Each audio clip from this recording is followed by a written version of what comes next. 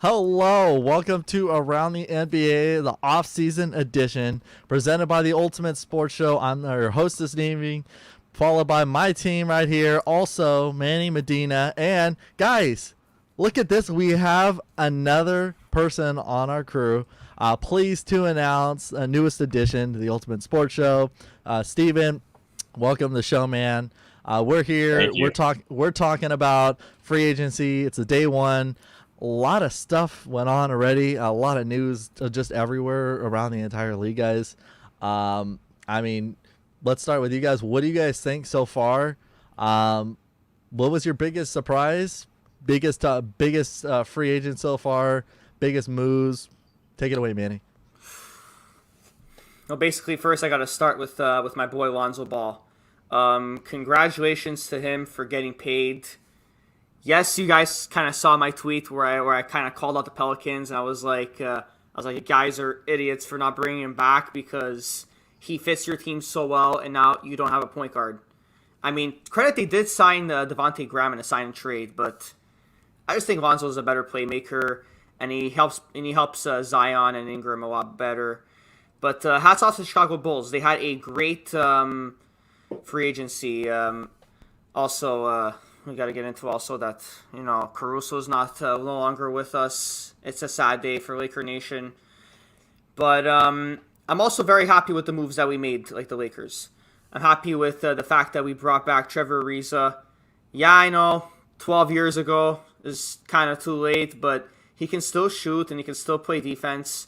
And that's exactly what we need. We need shooters. The biggest knock on the Lakers last season is that we were 27th in the league in three-point shooting, and we really needed help in that department. And Trevor Ariza helps us as well. And another thing is that Dwight Howard, that was the icing on the cake of the whole night for the Lakers. Because we all know how we felt about him. He won a championship with us, and he was by far our best center on the 2020 championship team. But obviously it was sad last year that he was going to sign with us, and then he backballed on us and went to the Sixers. But look, we got him back now, so I'm not complaining.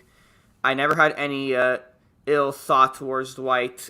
We all know it was a business decision. Basketball is a business, so we can't really get mad that he chose Philly over us last year. But he's back with us now, and he's gonna be our primary center now. Because I feel like now with Dwight Howard on the roster again, Marcus Gasol is now going to move to the bench. So now Gasol might be like the seventh or eighth man on the roster. But I'm not ruling this out, you guys. I'm still going to pull out a prediction that tomorrow evening we're going to get Carmelo Anthony on the squad. I really think that Carmelo Anthony is really, really keen on joining the Lakers because not only is it because of the 3-and-D style that he plays, but also because he has a strong bond with LeBron James. Like, don't forget that he was in the same draft class as them in 2003, and the fact that they were part of the Banana Boat together. So that's my prediction. And also another thing I want to bring in is that the Cavaliers, holy bigs, they draft Evan Mobley and then they re-sign Jared Allen. So the question I have for you guys is, Yeah. what is going to go on with their front court? Are they going to now, now with Jared Allen signed, are they going to possibly use him in a sign and trade, or are they possibly going to keep him now, or are they going to roll that experiment this year with possibly putting Evan Mobley not at the center position but at the 4, and then putting Jared Allen at the 5? And if that experiment doesn't work, who knows? Maybe Dan Gilbert and the Cavs front office might pull off a trade that one of them might be heading out. There's a lot of things going on. A lot today, Manny. I mean, you pretty much covered all of the important surprises that went on today. I mean, good for Alonzo. I think he got a great contract with the Bulls. Sad to see the GOAT go. It's a very heartbreaking moment, but I mean, the very next moment, it was announced that Dwight Howard was coming back to the Lakers, and I think for us Laker fans, that cheered us up a little because we never wanted him to leave in the first place. I know we had our iffy moments with Dwight, but then last year when he left, it was weird. It was bittersweet because I never thought I would be sad over him leaving, but after everything he did for us last year, how he improved, and it would have been great if he would have stayed with the Lakers. I feel like we could have seen a huge difference in our team if he was still our center player. But you know what? At least he's back now. We'll see what happens with that. It's good to have a lot of former players back on our team as well. I don't know what the Lakers have planned in store for us, but I can't wait to see what we do with everyone this season. And I hope to God that your prediction comes true tomorrow night, Manny. I mean, a lot of your predictions come true. You guys might hear me say this a lot on this show, but Manny's pretty good at predicting stuff. And I really hope we get Carmelo. It'd be great to see him in purple and gold. And it would just be really awesome to see him and Westbrook, AD, ball it up all together on the same team. Like, wow, that's an undefeatable team. And I'm just super excited to see what's going to go on. And as much as it was hard to see Kuzma, KCP, and especially Caruso all go, like, it's heartbreaking, but, we got to move on to bigger and better things. We got to focus on winning another chip, for our city next year. And I'm excited to see what's going to happen with that. And in other news, so for the players that we haven't covered yet, I mean, there's also a lot of talk about the Heats. Jimmy Butler just signed a max contract, I believe, 5 years extension. That's crazy. I mean, I think he's a great player, but for what 36-year-old guy paying him that much money, so he's doing something right for that team. So I mean, good for him. We'll see what happens with that. I heard that PJ. Hey, thanks, AJ. Ooh, I got a shout out. But I heard that PJ Tucker also signed on to the Heats. I feel like that's a great place for him to be at. Honestly, I didn't really like his role in Milwaukee too much. I don't know. I think he's a good player, but I feel like he's a better fit for Miami. So that's going to be interesting to see him play on that team this year. And then also, I'm sorry, there's just so many news just to share. So if I miss out on something, please feel free to bring it up later, guys. There's also that deal that Chris Paul just signed today, $120 million with the Suns. That's huge. I'm actually really shocked that they even offered him that much money. But you know what? They believe in him, so we're going to see what he does for the Suns again next year. I mean, like I said, so much to cover, so many surprises, so many new things that all these teams are planning, and it's just insane to see all of it just drop today. I mean, I don't know about you guys, but once 3 p.m. hit, I just kept refreshing my Twitter feed, and just all these these bombs just kept dropping one after another. And I mean, I know we were mostly looking forward to the Laker news, which didn't happen within the first couple hours. We didn't hear anything, but I'm pretty happy with what we have so far. And hopefully, we get what we want a little bit more. But other than that, I mean, it's been a pretty good day so far.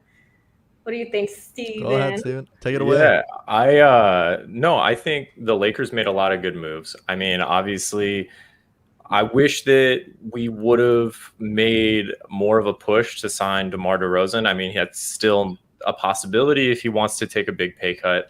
I think he fits with the team really well. I know that the lack of shooting, people will focus on the lack of shooting from him and from Westbrook. But the thing is, DeMar DeRozan plays off ball so much. From his time in Toronto, he wasn't really a facilitator playing next to Kyle Lowry. He knows how to move without the ball, and he's such a good slasher that he draws a lot of good attention on defense. I think that he would play really well with AD. But I like our moves. I like Trevor Ariza, and I like Dwight Howard. Manny, I have to say, I know that Dwight Howard's going to be our center, but if we don't play AD at the 5 the majority of the season, I'm going to be really disappointed. The only way I think that Russell Westbrook is effective on the floor with LeBron and AD is if AD's at the 5. But that's just my opinion. But outside of the Lakers, I think the biggest moves, I think the biggest move today was Devontae Graham in a sign and trade to the Pelicans. He's 26 years old. He's a 15-point per game scorer. He's not as consistent as Lonzo, but he's getting paid less than $12 million a year for the next 4 years. He'll be a great supplementary star next to Zion and Brandon Ingram. And then they did trade for Jonas Valanciunas, and I think that that's going to be probably a player that they'll move because they need a big that they can pair next to Zion that can shoot. But yeah, outside of that, I think that the second best move of the day was probably Kyle Lowry to the Heat. And just because that gives them somewhat of a chance to defend Brooklyn. I think that Kyle Lowry's an effective enough defender that he could probably match up against Kyrie, and then you sort of let Bam and Jimmy Butler try to figure out how to guard KD and Harden. But that at least gives them somewhat of a chance to compete with them in the East. The worst move of today, in my opinion, was Mike Conley to the Jazz. He was hurt when it counted last year. I think they gave him 4 years. That's insane. I mean, if I understand, Look who's here. Look who it is. Clifford Darrell. Hey, Steven, go ahead and finish finish what you were saying, and we got a special announcement to make here. No, I was just gonna say I think that Mike Conley it's first of all, any team that's built around Rudy Gobert isn't gonna do well in the playoffs. I mean, they're gonna win a lot of games in the regular season again, but Mike Conley's gonna get hurt, and they're gonna flame out in the playoffs. I mean, they're basically guaranteeing that they're gonna be a first or second round out for the next 2 to 3 years in the playoffs. That's just my opinion. So we have a special guest here, one of our favorites, very good friend of ours, Clifford Darrell, man. Much respect to you. Also, guys, also shout out to his foundation as well. He's doing a lot of great stuff in the community. Clifford Darrell, what's going on, man? We're just sitting here talking about biggest surprises, biggest things that happened today. You're shocked. Like, what is the most shocking signing that you thought today was going on, and who do you think is up next? I just wanted to see your beautiful co-host, man. That was it, man. I can't stand y'all. I can't stand no. That's it. I just say that. What up, Manny? What's up, Clifford Darrell? How the hell you been, man? I'm good, bro. I'm good. Hey, so CD, who you thinking? Obviously, we were saying about Chris Paul. We thought, a lot of us were thinking, there was a chance. Honestly, it seems like he have obviously that connection with the Clippers still. I mean, you think that there was a chance? Did you honestly think possibly that Chris Paul could have made a return to the Clippers? Nah, I knew that wasn't happening. I mean, when I knew that he opted out, I knew he opted out $24 million deal. I knew he had an arrangement already pre-done with. And, I didn't think they were going to get that much, though. 4 years, 120 million, man. That's a lot.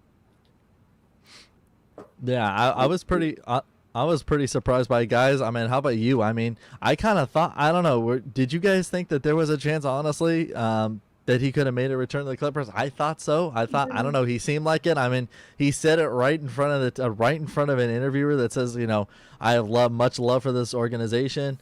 They mean a lot to me. Like, I kind of thought there might be a chance, but I mean, obviously, I was kind of surprised by his contract because I mean, this contract takes him till I think he's 40, if I'm correct. But see, so you got to think about it, Eric. Think about it. Are you going to walk away from $120 million to go play for a team? I agree with you there, Clifford Darrell. True. So I'm gonna throw something in there, guys. Don't get frustrated with me now. But do you think Chris Paul took the deal because he just knows he's not going to win any more championships with any other team now? He's just kind of accepted the fact that he's going to remain ringless, and he's just going to take the money and just play out the rest of his years. I mean, there's not many teams that would have given him that salary, so no, not at all. I think that's why.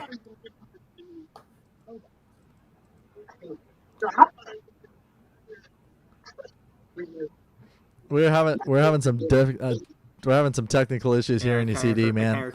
I'd say try and rejoin for us. Having some technical issues here. But obviously, I mean, guys, in general, I think, I thought there was a chance. I thought, obviously with the Clippers, I thought that they might even grab Batum. And they did. They said they re-signed him. Great pickup for them as well. He was a great scorer for them. And honestly, I mean, guys, I mean, the future, I mean, we'll get into it with CD when he returns, just having some technical audio issues. What do you guys think about Kawhi? Because obviously, you know, that's a whole touchy subject in itself. There's nothing that's been, I mean, officially announced. There's speculation that he might come back and join. But, I mean, do you guys honestly think, I mean, with everything that went happen, obviously, you know, just the way things were handled, do you guys think he'd come back? Go ahead, Personally, Manny. in my opinion, if there's not many teams that are going to give him that contract because not a lot of teams have cap space this offseason, and the Clippers do have bird rights, so he might return to the Clippers. Personally, if I were Kawhi, I wouldn't return to the Clippers because there's other teams that can there's other teams that you can go to that you can have you know, really good chance at winning. But obviously, he's near San Diego. He's near his hometown, so he's gonna want to stay in LA for that reason. And look, maybe the Clippers surprise. Like, who would have thought that they would have gone to the conference finals for the first time in history? I didn't think they were gonna make it far. And this is a Laker fan telling you this, and I gotta be honest.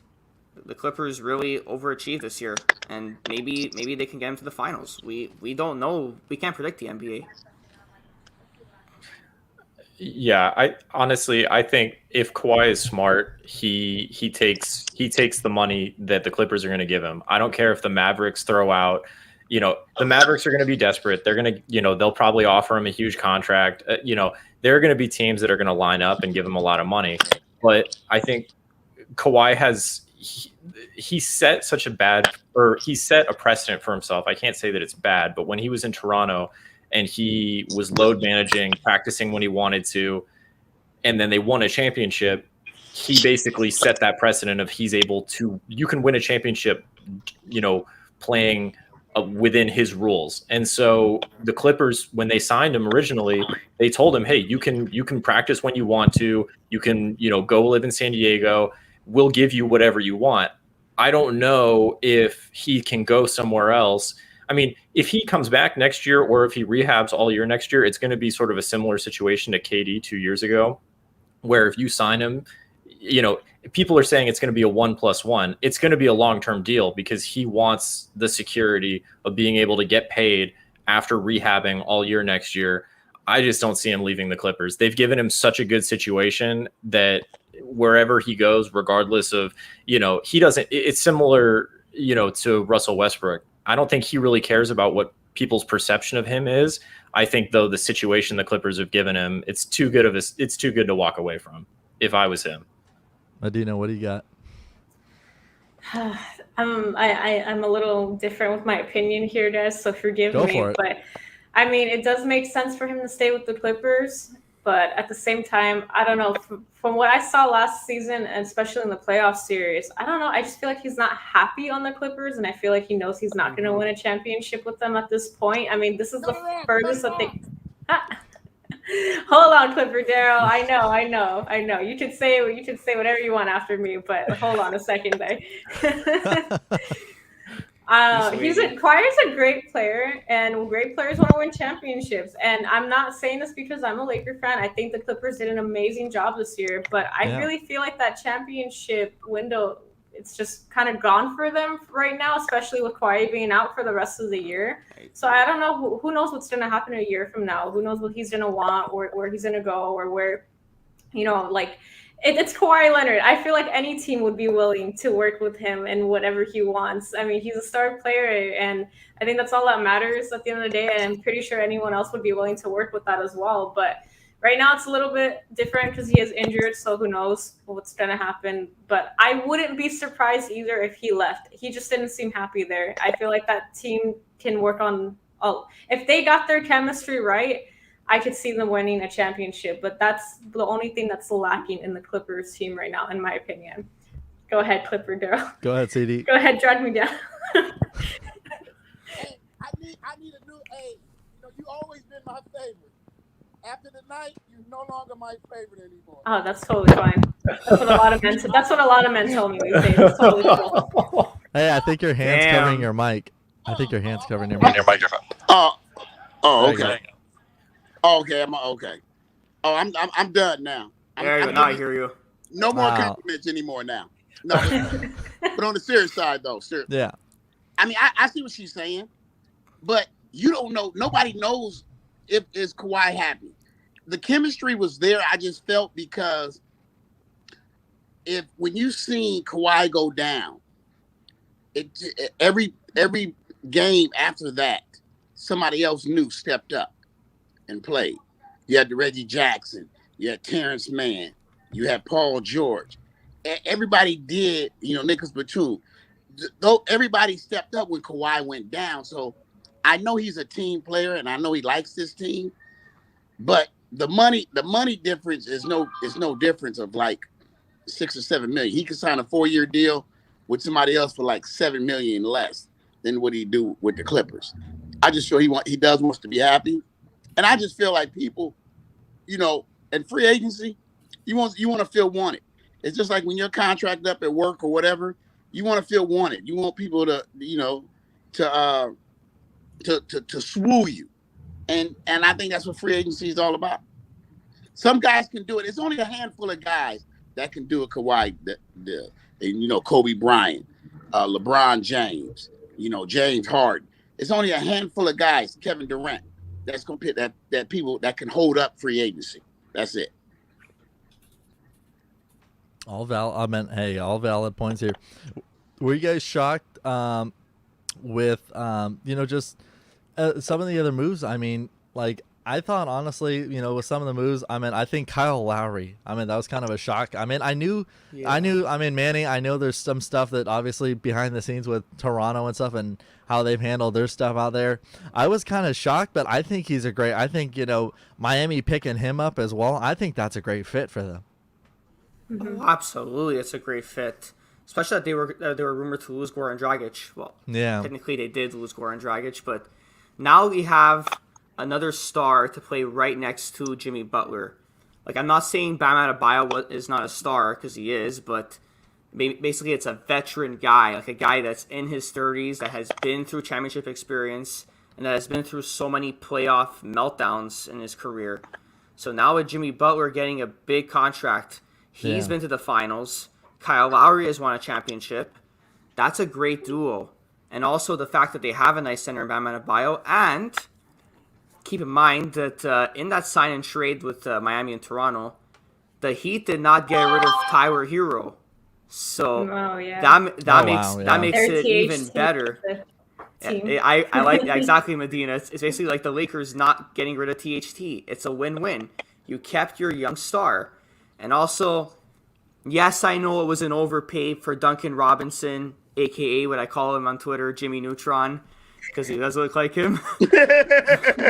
But he wasn't overpaid, but it was also good that they brought him back because he's a sharpshooter and he's a 3-and-D player. So that's one guy you cannot lose. And in the NBA, 3-and-D players are the most important players on a championship team. If you don't have a 3-and-D guy or multiple 3-and-D guys, there's a high chance you will not win a ring.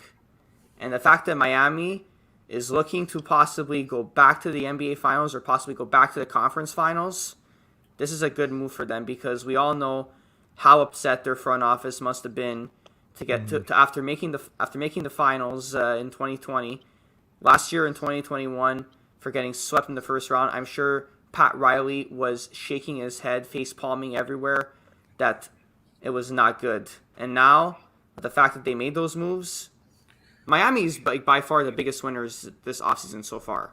And the fact that they've done all those moves, they can really surprise a lot of teams. I'm not saying they'll come out of the East, because I don't think they're my favorites to come out of the East, but they have a pretty good shot against the teams, against the Brooklyn Nets of the world, the Milwaukee Bucks of the world. So they can surprise people. Hats off to the Miami Heat. Oh, definitely. They have a strong team now, and I feel like what Manny was just saying right now, that's what I was thinking, they actually stand a chance to beat the Nets next year, and I wouldn't be surprised if Miami made it to the Eastern Conference or to the finals. They have the team for it, and it's just a matter of, how all these other East teams are going to be playing. But definitely, I feel like the East, they want it with this free agency. The West, I'm not trying to be biased here, but I feel like us Lakers, I think we got a pretty good deal on everything too. So don't be surprised if it's a possibility that you might see the Lakers and the Heat next year in the finals again, I guys. got that very seriously because y'all got a lot of old guys. You're gonna need a lot of rocking chairs and some walkers. Don't be threatened by your team. It's okay. We'll go easy on you guys. Promise. Well, to that point, though, I think that's why they signed Wayne Ellington, and I think that's why they signed Kent Bazemore. Like you need these young guys along with Russell Westbrook to get you through the regular season. I mean, LeBron's going to play maybe 60 games. AD, who knows if he plays 75 games or if he plays 45 games. But you need these young guys to get you into the playoffs, and then once you're there, then you've got, a rested and healthy LeBron and AD. I don't know. I would also throw out a team in the West that's had a sneaky good free agency. I think the Denver Nuggets have had the best free agency in the West so far. They retained Will Barton, a backup point guard for them. I mean, especially with Jamal Murray, you don't know when he's going to come back. But then they signed Jeff Green away from Brooklyn, so that makes Brooklyn weaker. And then they also retained JaMychal Green. I think that they have a lot of depth. They also have a lot of pieces that they can then flip at the trade deadline, just like they did for Aaron Gordon. I don't think that they're going to make the Western Conference Finals or even the finals, but I think that they've just had a really good free agency. They've continued to surround Jokic with a lot of players that I think fit well with him. I mean, there aren't a lot of guys that don't fit well with him, but I think that they're making a lot of sort of savvy, 1 and 2 year deal moves that you need to continue to contend in the West.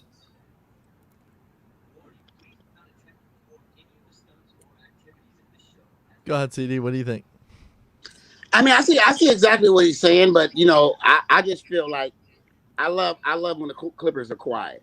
I mean, we're quiet right now, so and things not going to come out until Friday, but we can't say anything until we see each other's teams on the court because on paper we all look good. Yeah. But at the end of the day, we got to see how the chemistry, how the camaraderie, and how everything goes, man. When everything is said and done. But I wish I really don't see how them three guys is going to be able to share the ball. I really don't. But they gonna figure it out. There, it's just kind of hard to see, because Russell always been ball dominant, and LeBron's always been ball dominant. Yeah. So, do you think that it would affect Russell Westbrook's ego if they were to bring him off of the bench or not have him and LeBron playing at the same time? Because I think that, if Russell can sort of do the opposite of the Carmelo Anthony thing, like when they sent Carmelo to the Thunder and he said, I ain't coming off the bench, that really hurt that team. If Russell takes this mentality of I'm going to help the team however I can and come off of the bench, one, do you think he's capable of doing that? But two, do you think that would be a better team on the floor if you didn't see those guys at the same time sharing the ball? I would say yes, but the problem with that is nobody's going to pay Russell $130 million for the next 3 years to come off the bench to be a sixth man. That's not happening. So that's they looking for Russell to come in now. I don't know how they're going to do it. They're going to have to figure it out. But the problem is that I'm afraid of, man. I think Vogel is going to get fired in the middle of the season. Mm-hmm. Mm-hmm. I don't think he can control all these egos. So you got to know how to talk to these guys. You got to know how to, they got to feed into your system on what they believe in. And you notice LeBron's the GM over there. He bringing in everybody he wants to bring in. So.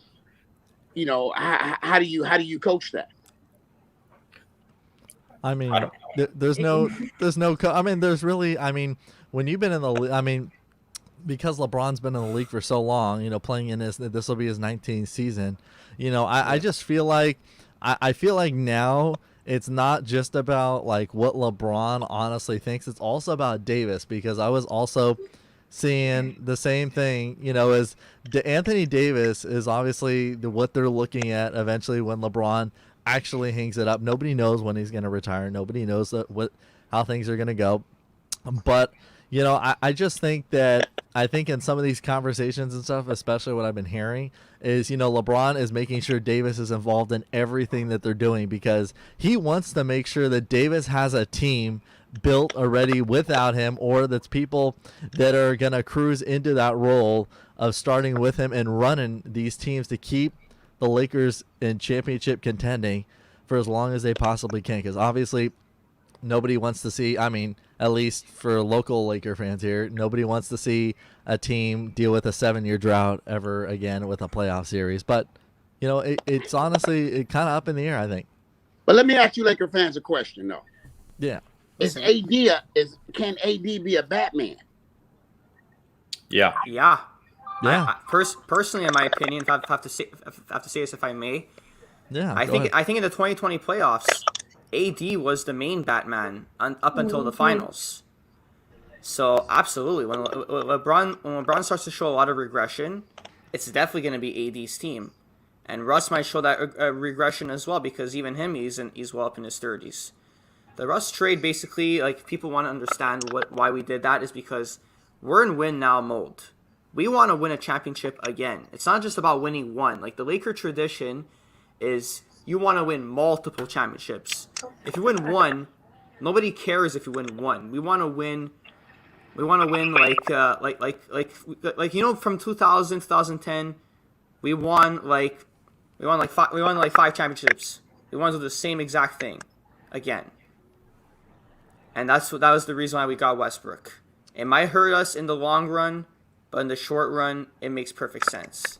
And the fact that like Medina said before, we kept THT. So AD and THT might very well be the future of this team once LeBron and Westbrook show regression and possibly retire in the next 3 years. But you haven't kept him yet because he hasn't fulfilled his offers. His offers ain't came in because he's a restricted free agent. But I heard a rumor, Clipper Darryl, the fact that we might match an offer if a team throws a deal at him, which we should. They said the same thing about Caruso too. I heard that same rumor. Yeah, but Caruso was a UFA. Caruso's asking for a lot. That's the problem. You don't think Caruso's worth $38 million? He is. If we I think Absolutely. and all these other guys, maybe, yeah. He's absolutely. I think he honestly though, like, I mean, looking at it because just looking. Obviously, all of us got a chance to look at like where the Lakers are, financially and like within the budget of how much they can spend.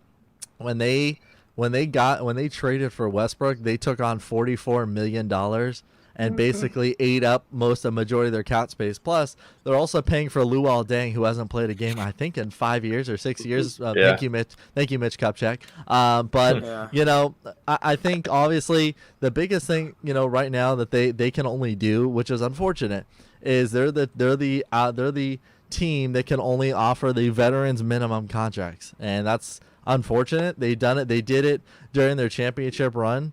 And honestly, I honestly think, look, when it comes to Caruso, I told the guys this earlier. I said, look, I had a feeling there might be a situation where Caruso says, look, he knows for a fact that he could not get a lot of money for the Lakers. He would have had to actually sacrifice getting paid almost top dollar that he's worth. Not the big bucks, but I mean pretty close to it, that he's earned. I mean, this guy is just not only great on the offensive end, but the defensive end, and he's just obviously he was a fan favorite, but he's worth this money, and I think he's fine. And you know what? I'm happy him and Lonzo are together. They played together, obviously. Same. And I'm happy those guys can start something in Chicago. I love to see the Bulls. I love to see the Bulls competitive again in the East. So he chose what he had to do, and I think that's, you kind of have to look at it as, look, you could love being with the Lakers. You could love being with the Clippers, but if you can't, you could love with any franchise you have. But if it comes down to money being a situation, in this case it's the Lakers. I mean, they're dealing with money issues right now, and the way that we're going to get players right now is for that veterans minimum. And these guys have to just say, look, if we want to win, if we want to play with these guys, you have to just take a pay cut. And it's unfortunate because these guys are all worth it. Look, Carmelo's worth it.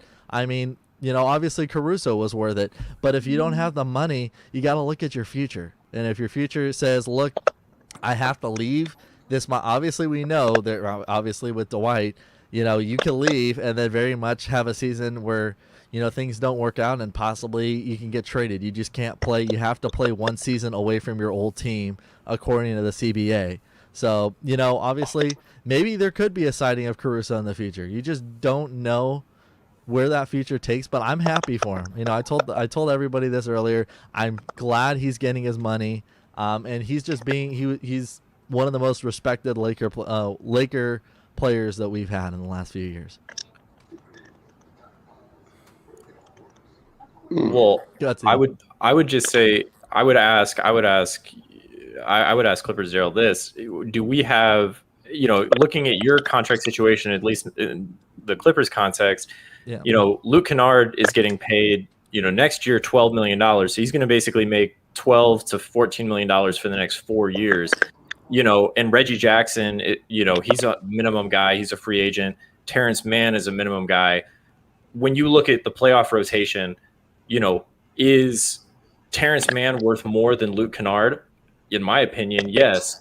But I think that certain contending teams have to make deals. So, if New York or somebody comes and offers THT, $50 million for 4 years, right? Mm-hmm. We can't match that. You can't, but if it was something like, I don't know, $30 million, or $35 million for 4 years, I think that you bite that bullet and you sign him because you play the long game and say, okay, we get valuable minutes from him in the regular season, like you guys did with Luke Kennard. Come playoff time, maybe he doesn't play. Maybe he plays 5-7 minutes a night. But you kind of have to bite the bullet if a restricted free agent is going to get offered a big contract, and you have to match if you see his value, in different ways than another team would, right? I think that, other team like Caruso is going to probably be a solid rotation player. Whereas if he came back to the Lakers, I don't know how much he would play. Maybe he would play 15 minutes a night in the regular season. So it's a weird, I would sort of ask you, what value do you see in a player like Reggie Jackson? How much do you think you would, how much would you be willing to pay him, or who would you like to see, paid on the Clippers? Like we're sort of talking about Caruso and THT. Where are you sort of making these value propositions with Clippers players this offseason? I mean, Reggie Jackson's going to deserve at least between 12 and 15 million a year. Yeah, that's just automatic. You can actually sign your own players, but you're gonna have to just pay in the luxury tax. Yeah, even you guys can do that. Even if they wanted Caruso that bad, they would just have to pay his luxury tax. Yeah. And y'all repeat offenders, so that makes it even more. So, that's the part of doing business, man. You want to win, it's basically up to the people. But it's not over yet. I mean, people still saying that because they got 7 days to actually do it. But with Reggie Jackson, I feel that he deserves it. He deserves his money. Even if he got a 2-year deal, but I give him a 3-year with a player option. At least 3 for 45, 3 for 40, to show him appreciation. Hey, man, you played your butt off, man, and thank you so much. Now, usually what I hate is once you pay a guy, they always come back and they don't do as well as they did when they was broke. So it does get kind of frustrated with certain players, but hey, you got some prices doing business though, man. But I'm looking forward to a great season, man. By my Clippers being quiet right now, man. Nobody's saying anything. I believe, that they got some stuff. They got some stuff brewing in the pot. Yeah. Yeah. I mean, obviously not only do they got stuff brewing in the pot, but also, guys, let's talk about the Knicks here. Cause the Knicks were kind of the shocker. The Knicks, the New York Knicks, the Big Apple here. So obviously they brought back Derrick Rose. They had. I think that was a great. Great job for them as well, bringing him back. They have such a great foundation they built. for their team as well. I mean, look, they made it to the playoffs and God knows how many years. But I mean, it's nice to see they want to keep that momentum going. You know, they obviously, I think Thibodeau's there to stay. I think he has kind of developed a system there that works for them, and obviously Julius Randle, who's developed to be a beast out there as well.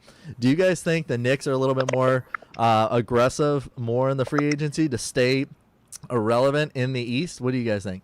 No, I don't. Yeah, I don't mean, feel, basically, like what I'm gonna say about the Knicks is that because they made the playoffs and God knows how long, now some free agents are actually looking at them and they're like, you know, they have a not bad of a team. Their team is not like in the basement anymore. But speaking of the Knicks, if there's one move I want to talk about, it's definitely Evan Fournier. I love that pickup for them because, like I said before, guys, you can never say no to 3-and-D, and Evan Fournier definitely brings trade for the Celtics in the deadline because like he didn't really do like much for them, but we all know what he's done in Orlando. He is a above average 3-point shooter, and he's someone that I actually wouldn't have minded the Lakers to get. So shout out to the New York Knicks and Leon Rose and Scott Perry. They have a new front office. It's not that old Knicks front office with Phil Jackson that they've done really like questionable moves. These guys have done a lot of good moves, and even the fact that they brought back Alec Burks, another bench piece for them. So shout out to the New York Knicks. They're actually looking respectable, and maybe they might be back in the playoffs or possibly the play-in tournament again this year. We don't know. But if you notice, Manny, that the owner ain't been around, so that he ain't been in the news. He ain't been saying nothing. So he letting them guys do their thing. That's a good thing. I agree with you, absolutely. Go ahead, Steven. No, I was going to say James Dolan is probably busy with his band. That's why he's not around the team. He's in a band? Yeah, he has a band. They play at Madison Square Garden at least 4 times a year since he owns MSG. He's in like a folk band. Does he sing or he plays an instrument? I think he like plays the banjo. If you look it up, it's terrible. It's literally, it's like, I'm not even kidding you. It's a billionaire that is paying to be a rock star, but he's the worst musician, and he like tries to sell out MSG. But there's like they do that thing where when he plays, they zoom in on the floor, so it looks like it's like a big crowd, but they don't zoom out, so when you can't see the entire like bowl is empty in MSG. I gotta pull that one up. It's terrible. I've looked it up. It's such a joke. No, I was gonna say, I think the Knicks did a really good job. I'm actually curious to see what your opinion is on Blake Griffin going back to the Nets, though, because I know as a Clippers fan, Blake Griffin sort of bit you guys, with injuries when it counted. What do you think with him being sort of the one healthy rotation, healthy guy next to KD when it, came down to the end? Do you think that he has one more postseason run to sort of help the Nets? I mean, or would you like to see him win a ring? I mean, maybe I'll pose it that way. My thing is with Blake, man, I always got love for Blake. Blake had my back along with Chris Paul and DeAndre Jordan when I was having the problems with the Clippers at that time. And they had my back. So I'm not going to throw Blake under the bus.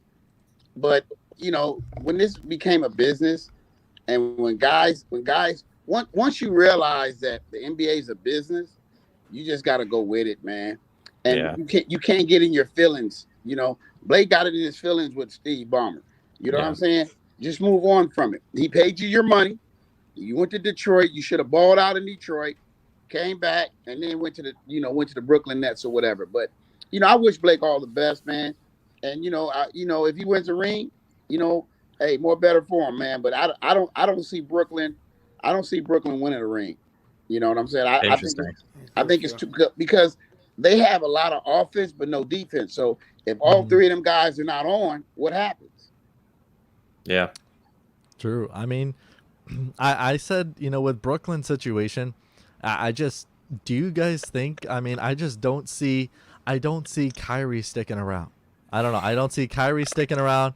I just think you have too much there. You have Kyrie who could be the arrogant one on the times, the James Harden that wants the ball, Kevin Durant wants to go ISO at the times.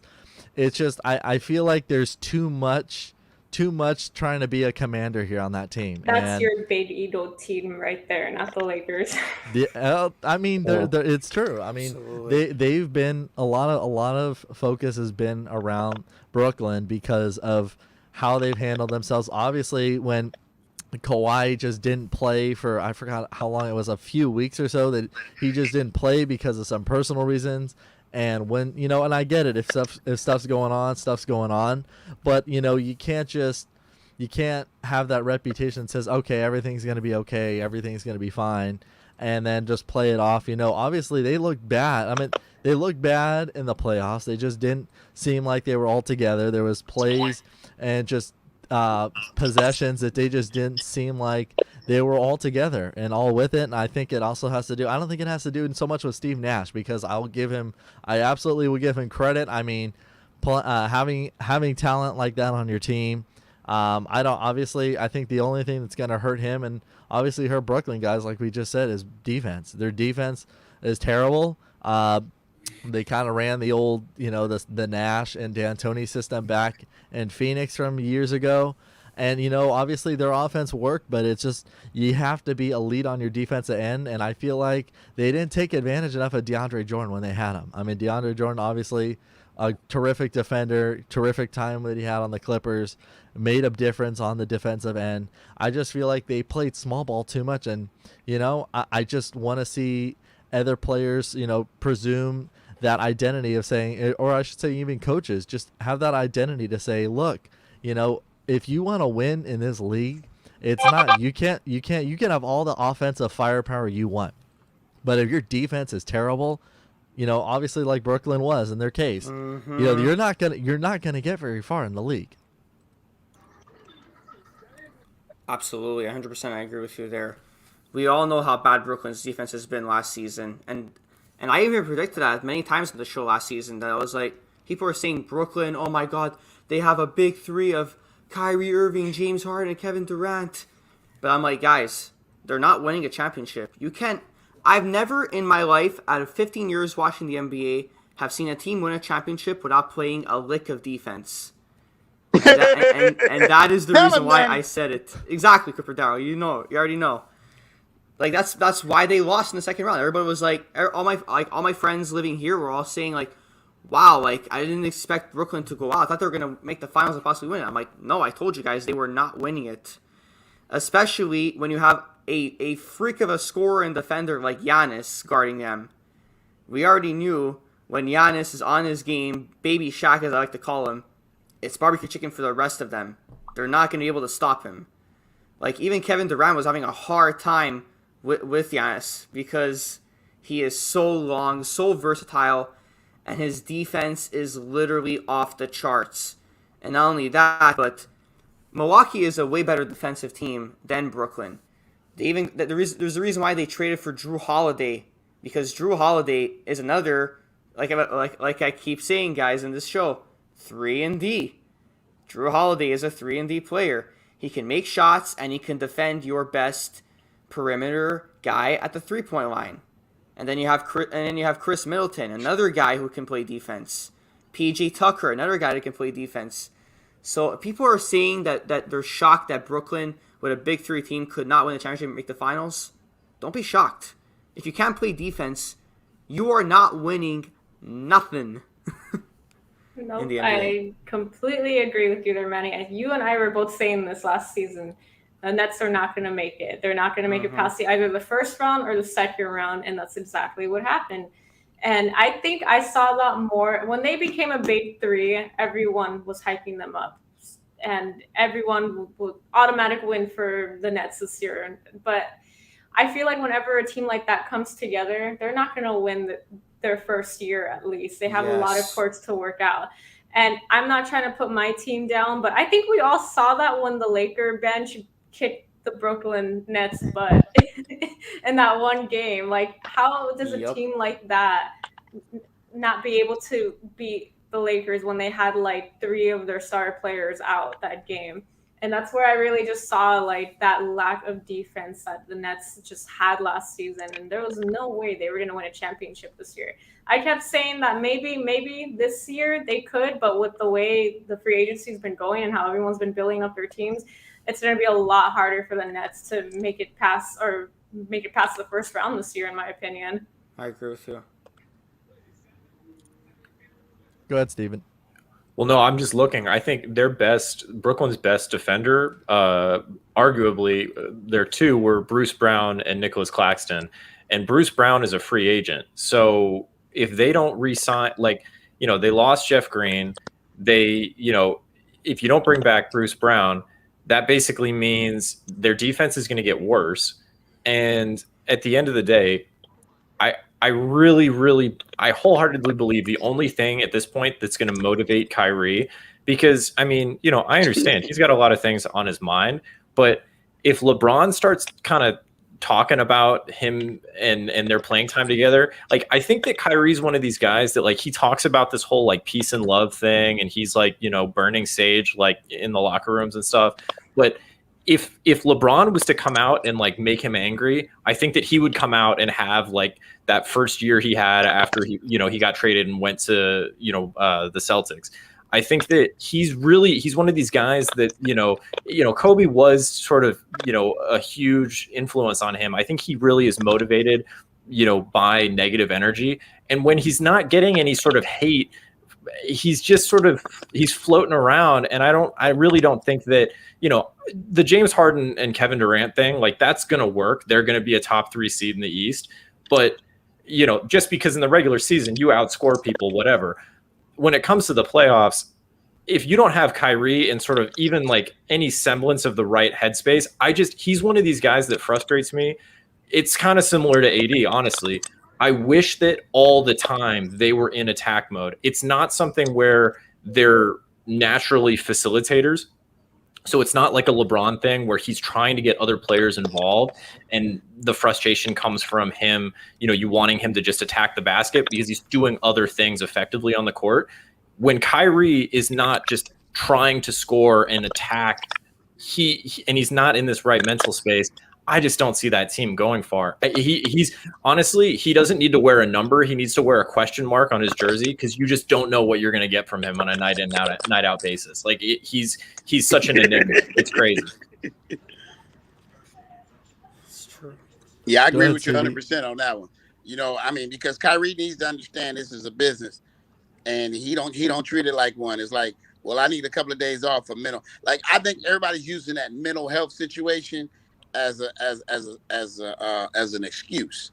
It ain't nothing wrong with you, man. You just don't feel like playing today. I mean, I'd rather a guy come out and say it. Because there's a lot of people out here that's mentally ill. You know what I'm saying? And they don't use it. You can see it in the streets every day. You look at the homeless rate out here. But then a person that's making boatloads of money. I mean, I think he's kind of lost it though, man. For him to, look how he just attacked Nike, man. A company that gives him millions and millions of dollars. Come on. I think he's becoming very political these days. Yes. Yeah, I think there's a time and a place for everything, and I think politics and sports don't mix. To me, I feel when I watch a game, I want to get away from politics. I want to have some fun. I want to forget about all my problems. And that was, it's like 2 places in my life that I can forget about my problems is going to church and going to a basketball game, going to a Clipper game. But if every time you got to, we had the Black Lives Matter, the police brutality, the young lady that died. I feel bad for all them situations, man. Same. But doing it on this platform, to me, is not cool. It's not big, because when y'all go home, y'all don't even talk about it. Nobody gets on their social media. Like everybody that talks about all that Breonna Taylor stuff. I've never seen not one player get on their social media and talk about it. Mm-hmm. All they do is interrupt the game. Mm-hmm. I don't want to talk about nothing but Breonna Taylor. But you didn't talk about Breonna Taylor when you got off work. Did you get on your social media and hey, I just want to sit here and talk to you guys, man? I'm feeling bad. Nobody did that. So that's why I feel like everybody use that as a crutch. You know what I'm saying? I'm a black man. I do a lot of stuff. Matter of fact, I'm doing stuff with the police department tomorrow that I'm hosting an event with them tomorrow. But my thing is this. You have to understand the situation, be a part of the situation. And I encourage anybody, if you want to understand the policeman's job, go on a ride along. Go on a ride along. That's all I tell you. Once you go on a ride along with the police and you hear them calls they go through and how they handle them, then you'll understand the police jobs better and better every day, man. Now, I'm not going to say all police are good. And there's some bad ones, but, you know, that's a part of life. Yeah. I'm so happy you brought that up, Clipper Darrell, because like basically is personally I have nothing against like the different groups of America. Like personally I don't live in the US, but I see it on the news. Like I have nothing against BLM. I have nothing against even MAGA. I have nothing against any of that. Mm-hmm. But the thing is that keep it away from sports. I agree with you, Clipper Darrell. Because it's a distraction. Yeah. When it comes to sports, we just want to watch our teams and we want to just enjoy our games. Yeah. If we want to talk about politics, we go somewhere else. We go on Twitter. We go in a personal discussion. When it comes to sports, we want to enjoy our game. We don't want to see any of that stuff. Yeah. Like I'm very happy with that, and because. Like personally, my new job, my job is with we work with the RCMP, which is the Royal Canadian Mounted Police. So I'm glad you brought up the police, saying that there's some that are good and there's some that are bad, and not all cops are brutal to people. Because, like I'll admit, I'm a white man, but I love every race, and we love every race, and we're happy with every single race. Personally, me being Christian, I believe that every race is equal, and we're all chosen to be in this world as one, you know. But as black people, as we worry about ourselves and worry about this black on black crime, we kill each other more than the police do. Absolutely. So that's what I'm saying. So when you want to talk about police brutality, talk about, hey, how can we stop killing one another? How can we stop this gangbanging? How can we stop robbing each other? Because at the end of the day, man, everybody's scared. You know what I'm saying? Have you ever been walking to your car? And I mean, it happens to me all the time. And to me, you walk into your car and you be like, man, this person is walking around, man. Who's the first person you're going to call? Mm-hmm. The police. Mm-hmm. Yeah. So true. Everybody trying to get rid of them. You're going to call the police.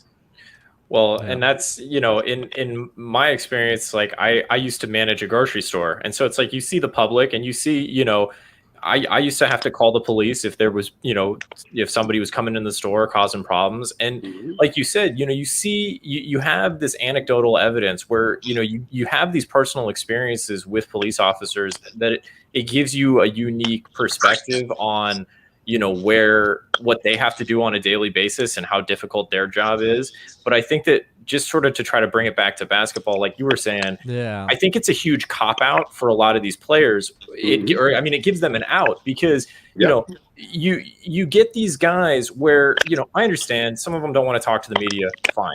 But when after games, they're not talking about basketball, like you said, and then, you know, you flip that, and then if they're trying to ask basketball questions, and then it's just, oh, you don't know anything about the game, I don't want to talk to you. Like, these are the kinds of guys these are the kinds of players that, in my opinion, they're the ones when, you know, you hear about these chemistry issues in locker rooms, you know, I think it's just emblematic of how they are, you know, if this is how they treat people that are just trying to do their job, that are just asking, you know, if I get paid to interview a player after a game and somebody's just being, you know, completely dismissive to me, does that mean, you know, it's similar to like if I'm just an a-hole to somebody on the street, I think that that's emblematic of how I act with people behind closed doors.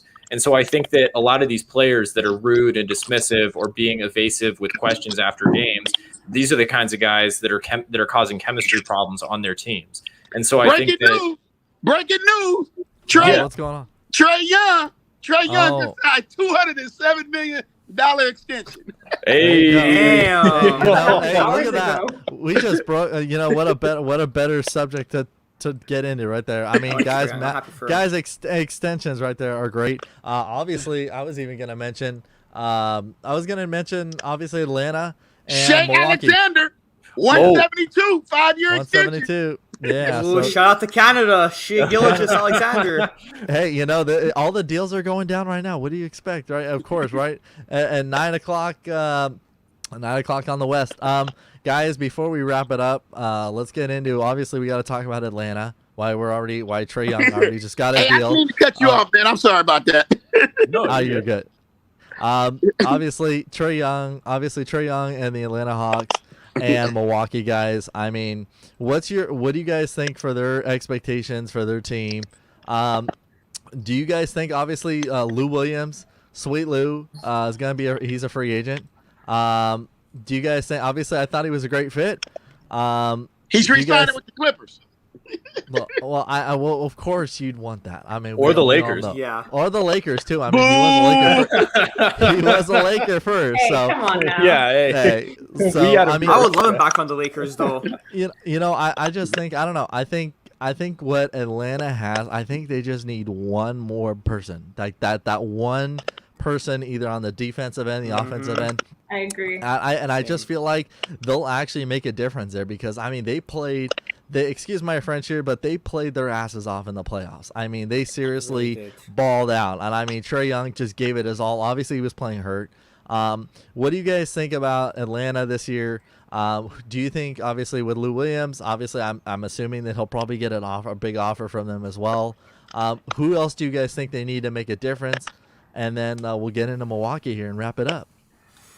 For Atlanta, I've mentioned to you this guys before, and I agree with you, Aaron. They need one more guy, and that one guy they need Bradley Beal. They need to make a Ooh. trade for Bradley Beal. Think about it, guys. You have Trae Young at the 1, a great shooter. Bradley Beal at the 2, another really good shooter, and the guy who had the most points in the NBA, I think last year. Yeah. Think about it. They can be the Eastern Conference Golden State Warriors, if you think about it. Two big-time shooters, and who knows if they're going to bring back John Collins. I like the fact that they picked up Clint Capella. That was a nice pickup for them because now they have a nice, versatile center who can do it all in the paint. But if they get like a star like a Bradley Beal or also a Zach LaVine too would make a lot of sense for Atlanta. I would actually like that as well. So if they get another shooter at the shooting guard position, don't be surprised. Atlanta could come out of the East possibly. I mean, I wouldn't be surprised. They kind of had the playoff experience for it now too. That would be a good. I would love to see Zach LaVine play with Trae Young. That'd be fun to watch. Mhm. I mean, I was rooting for them this year to win it after the Lakers lost, of course, the Same. underdogs. And you know what? If Trae Young didn't get hurt, who knows? Maybe they had a possibility of taking the Bucks a little bit further. But I mean, unfortunately, I think they were, like Aaron was saying, like they just have that missing part to their team, and to see who they're going to fill it up with, it's going to determine whether or not they can go a little bit further this year. But realistically speaking, as great as a team they are, and as great as they played last year, and as great as a player Trae Young is for his age, I don't see him winning a championship anytime soon yet. I still think there needs to be a little bit more experience there, but I do see them making it to the playoffs again.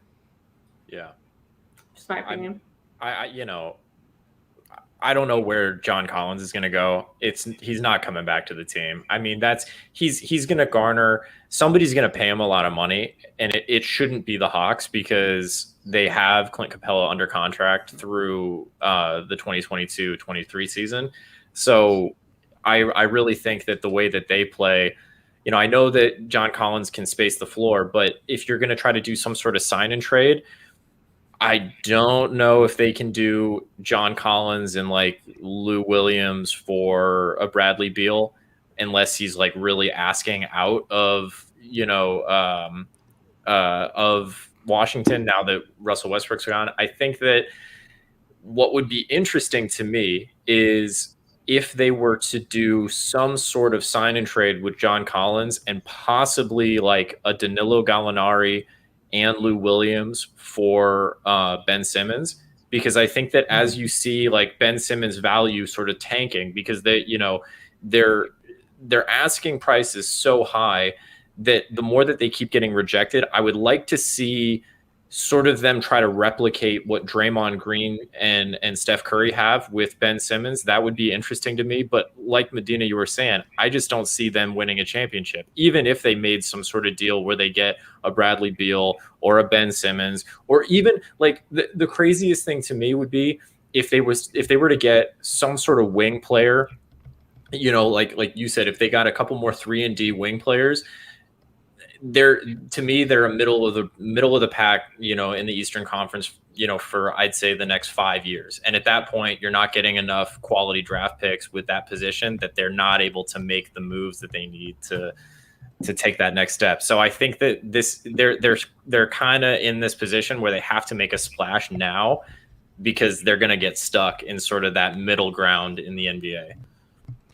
Yeah, well said. I mean, obviously, I think that in general, I think they got, obviously Atlanta's got a bright future. They got a bright future ahead of them. Guys, we'll get into obviously now the defending champions, the Milwaukee Bucks. They earned it.